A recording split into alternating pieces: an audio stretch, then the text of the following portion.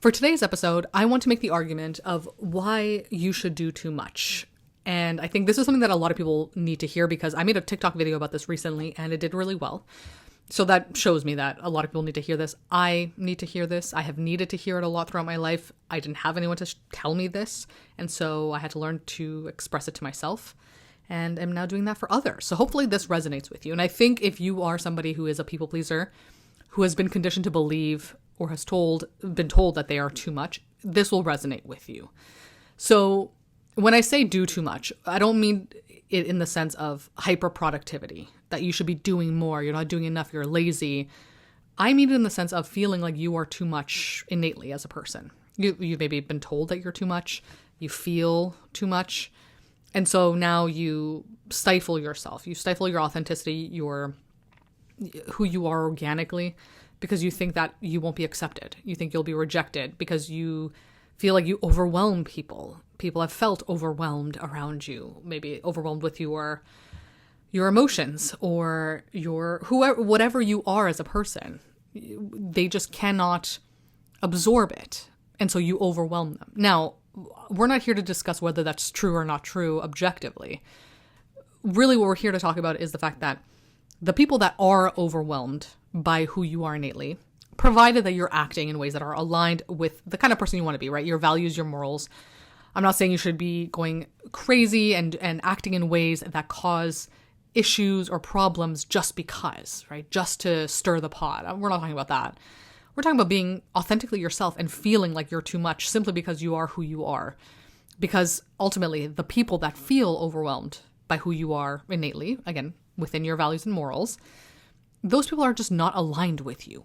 That dynamic is not meant to function. That's why it feels so difficult.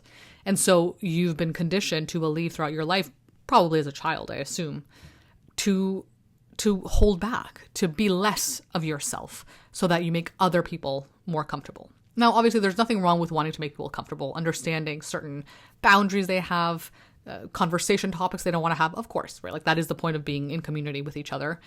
You understand what each other needs and you try your best to adhere to it.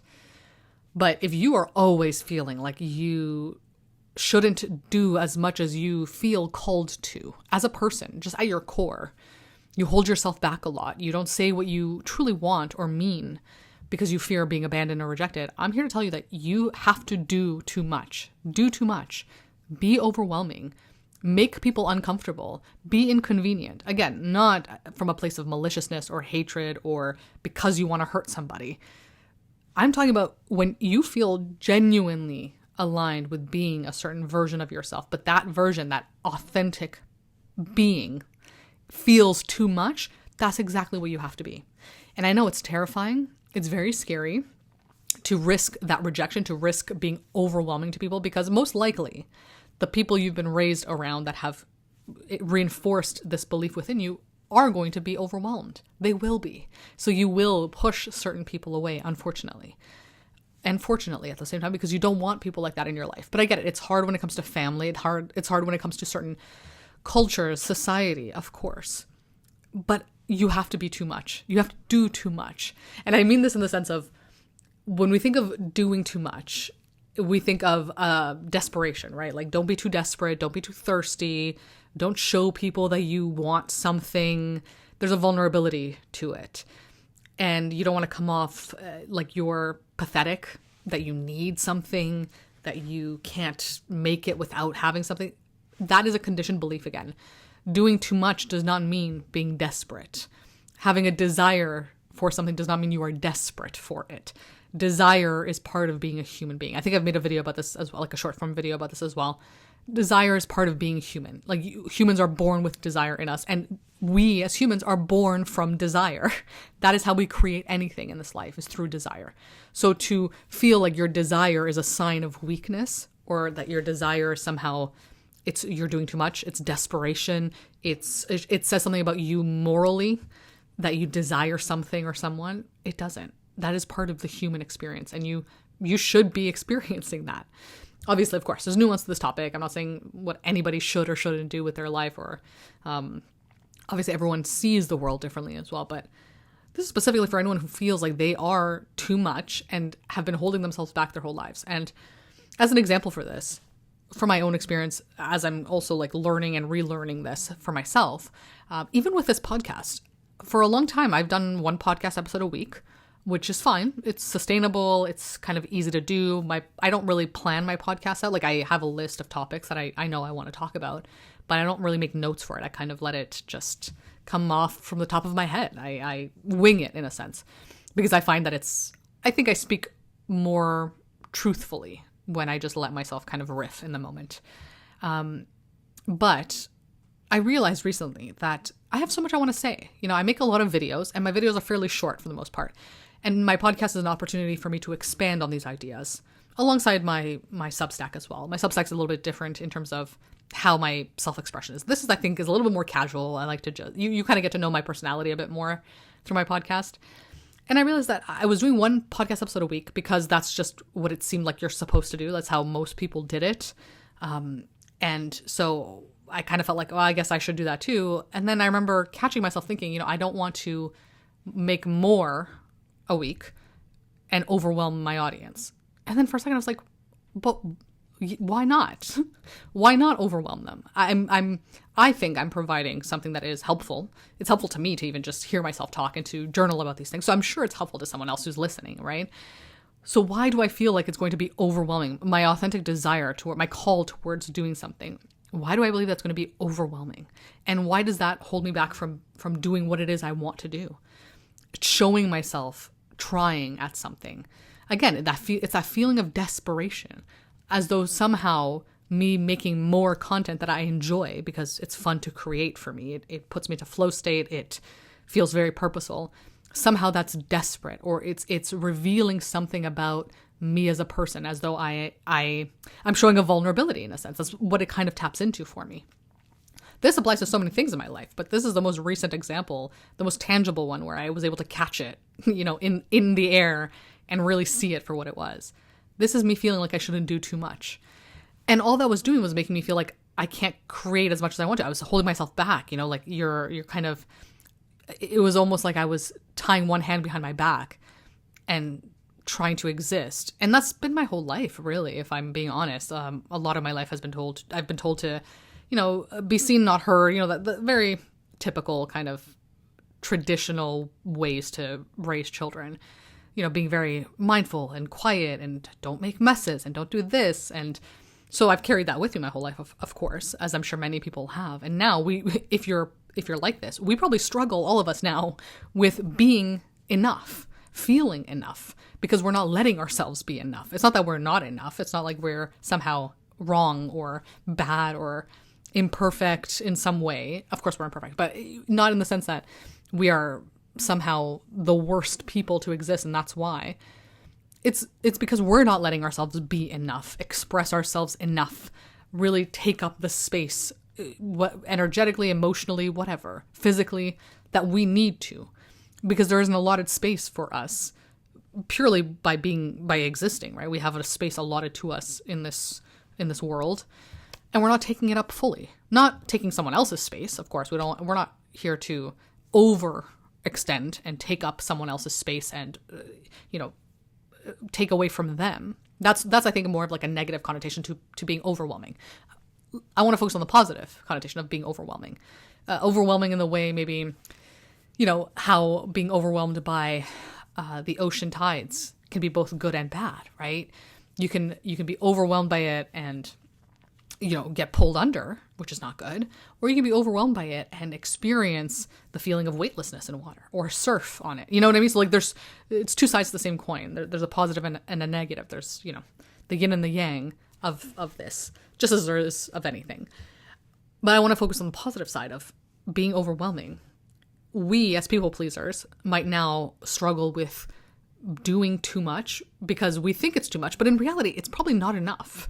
We're probably not letting ourselves do enough. So going back to my example of the podcast, I decided, I was like, okay, if I'm doing this work, which I'm constantly doing this work, I don't just talk about the stuff and not do the work that I share with others or I encourage others to do. I'm doing it alongside everybody, or I have done it and now I'm able to talk about it from a different vantage point. But if I'm going to do this work, I have to do exactly what I'm saying, right? Which is, I have to do more. I have to do too much. I have to be too much, whatever that means for me. So in this scenario specifically, it was, I can't make more than one podcast episode a week. Well, now I have to because I have to do the opposite of that impulse, because that impulse is tied to that fear of being too much. And to break that, you have to do the opposite. And that's another tactic I use all the time when it comes to reframing certain things for myself and changing my behaviors and patterns. I tell myself I have to do the opposite of my impulses, because my impulse is coming from a place of my core wounds. It's coming from a place of feeling not good enough. It's coming from that place of what I've been taught or conditioned to believe about myself and about the world around me. It's an ingrained belief. It's a program, and it's always running in the background. It's hard to, unprogram it. But with time and practice and effort, you can reprogram it in a different way. But it's almost like this default programming. And I revert to it very often. And I have to catch myself. So now anytime I catch myself, I know that this impulse, if it's a quick impulse, it's often coming from fear. It's often coming from my anxiety. And it's often rooted in core wounds that I've been told and taught to believe, but not actually aligned with the kind of person I want to be and the kind of life I want to live. So they're constantly in battle, right? Like who I want to be and what I've been taught to be. So now I know if my impulse is telling me to do this or not to do this, I have to do exactly that. I have to do the opposite. And that's really hard. It's much easier said than done, but that is maybe the main way I've been able to shift and change myself throughout this journey, doing the opposite of my impulses. So if your impulse is to stay small, not do too much, not come off thirsty or eager or desperate, you have to do exactly that. Because again, realistically, it's not too much. It's probably perfectly enough, because if you're being called to it in an authentic way, it's enough. It's exactly what you need to, it's what you are, and you are enough. So it's enough. It's not too much. And by not taking up the space that is allotted to you, somebody else will take it up. Again, not from a malicious place. They're not, probably most of the time. Some people are doing it intentionally and maliciously. But I think some people will just take up the space and they'll fill the space that's empty, and that's kind of how certain dynamics exist. It's one person is shrinking themselves and the other person is expanding themselves, because that space is going to be taken up one way or another, So someone might fall into the role of being the expansive one while the other person's shrinking themselves. And instead, how about we expand ourselves to the point where we need to be, right? What feels aligned. And then that person can be who they need to be. Because it also all of this works in relationship to others. So as an example, like when we talk about codependent relationships or any kind of relationship really, but we're constantly in a dance emotionally with people. So if you're shrinking yourself, that person's expanding themselves to fill the space. This dynamic's probably not that healthy, right? Or again, this person's having to be someone different than who they are authentically, because you're being someone different than who you are authentically. And this isn't to say that it's all in your control, of course. What I'm saying is that we feed off of each other, especially if you've been raised alongside each other, or it's your parent-child dynamic, whatever, people you've known for a really long time, partners. These kind of are ingrained beliefs and ideas of how you have to function with each other. So that's just kind of what happens. It happens almost naturally without even realizing it. So by being one way that's not authentic to you, you're kind of almost forcing the person around you or the person you're in a relationship with to also be someone who is inauthentic, and vice versa. So like them being inauthentic is keeping you in a place where you're inauthentic, because it's like you're always trying to find that balance, And I'm sure if you've experienced this in relationships, you can probably understand it, right? You have a parent who's overbearing, so you have to shrink yourself. But then the more you shrink yourself, they become more overbearing, because it's just like part of it. Again, I'm not saying that you're the one here controlling it, but at a certain point, I think as well, when you become aware and conscious of this, you do realize you do have some control. Not all the time, not 100%, but there are some times when you're like, you know what, this is a moment where I can decide to do too much, to push the limits a bit, to expand and potentially threaten overwhelming somebody, and risk rejection, risk abandonment, risk being seen as desperate, needy, thirsty, whatever. And that's scary. And that's exactly why you have to do it, because it's scary, and it means that on the other side of that fear is exactly the kind of person you want to be, the person you're trying to expand to, but you keep holding yourself back because you don't want to be too much, quote unquote. You don't want to be seen as too much. So I hope this was helpful. I hope it gave you some insight on, why you might be holding yourself back and how to work through it.